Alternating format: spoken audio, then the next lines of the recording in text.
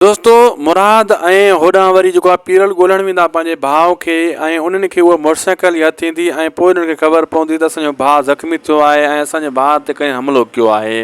उहे ॾाढा परेशान थी वेंदा, हेॾां होॾां पुछा कंदा, कोशिशि कंदा उन्हनि खे जीअं को सबूत मिले ऐं ॿिन्ही जे मथां क़यामत टुटी पवंदी जॾहिं उनखे पूरी ख़बर पवंदी त उहो ज़ख़्मी थियो आहे, कोई गोली हई या कंहिं हमिलो थियो आहे। ऐं होॾां वरी जेको आहे रहज़न ऐं ककर वारनि खे बि ख़ुशख़बरी मिली वेंदी ऐं उहो शाहनवाज़ ख़ान ख़ुशख़बरी ॾेई छॾींदो त बाबा तव्हांजा दुश्मन हाणे कमज़ोर थी चुका आहिनि, सोढल हिते आहे कोन, गुलपरी खे खणी भॼी वियो आहे, मुराद जो भाउ धुप थी चुको आहे ऐं शाहनवाज़ ख़ान कॾहिं बि न ॿुधाईंदो उहो असां कमु कयो आहे।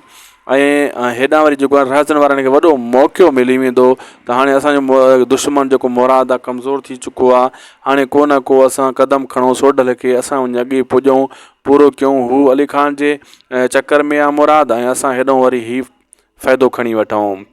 मंसूर ख़ान पंहिंजे मसइले में लॻो पियो आहे ऐं ड्रामे दुलाब जे अचण वारे एपिसोड में ज़बरदस्त हाणे सीन अचण वारा आहिनि, ॾाढो मज़ो थींदो। दोस्तों मां तव्हांखे ॿुधाईंदो हलां हाणे जेका बि एपिसोड ईंदा ॾाढा VIP ईंदा। ऐं इहो बि यादि कजो दोस्तों मुंहिंजी ॻाल्हि त रहज़न फ़िलहालु वक़्ती तौर ते फ़ाइदो खणंदो, अॻिते इन खे मुसीबत जो सामनो ज़रूरु करिणो पवंदो रहज़न खे। असांखे ॾींदा इजाज़त, लाइक सब्सक्राइब शेयर ज़रूरु कंदा शाहिद खोसो इलाक़ खे।